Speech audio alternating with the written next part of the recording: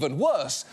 And the Russian invasion of Ukraine continued to escalate, with reports of unfathomable horrors strongly suggesting war crimes, if not genocide. And look, I know this is allegedly a comedy show, and I have just said the most upsetting collection of words since Louis C.K. wins Grammy for Best Comedy Album, but we do need to at least briefly deal with what is going on in Ukraine, and particularly Bucha, site of some of the worst images to emerge this week, because Russian state TV is going out of its way not to.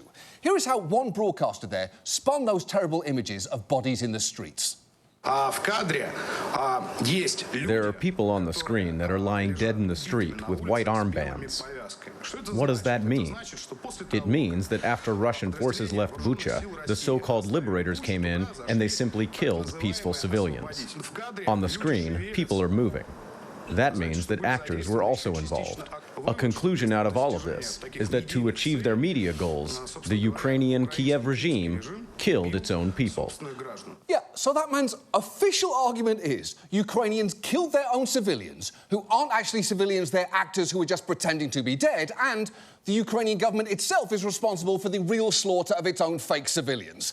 That is obviously ridiculous and also ignores the first rule of lying: don't overcomplicate.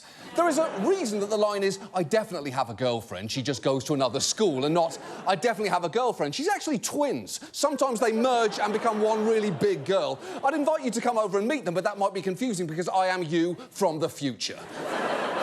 Russian state TV has been grasping at straws all week, with the presenter at one point arguing, as evidence that Bucha was the site of a false flag attack, that Biden said that Putin is a butcher. Bucha sounds like butcher. How could they not take advantage of such a town? Which is just insane.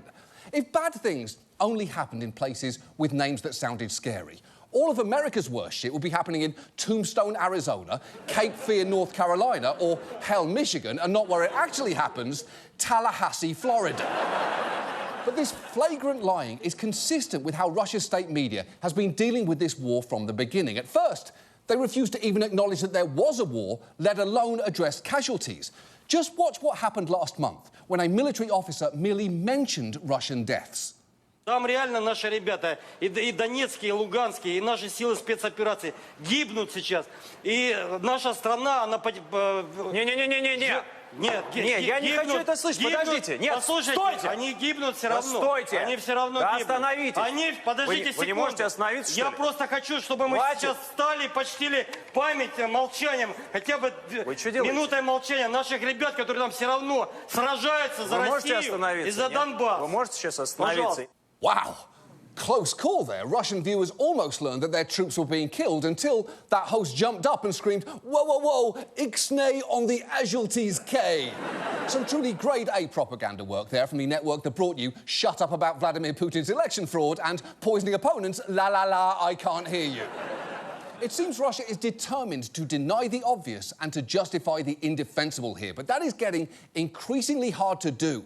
And if you think those bodies are actually actors is as pathetic as it got this week, just listen to Russia 24's ridiculous explanation. This is how the preparation for performance, literally, of military actions in Ukraine is taking place. As you can see, it's quite uncomplicated. Two people in military uniforms carefully wrap the mannequin with tape. Obviously, they are going to pass it off as a corpse. Look, that is clearly absurd. Not only are the Ukrainian casualties obviously real, that footage turned out to be part of a TV drama being filmed near St. Petersburg last month. And if you're wondering which TV show, it's Zoe's Extraordinary Playlist. What can I say? Russian audiences really connect with the story of a woman forced to hallucinate a more joyful existence.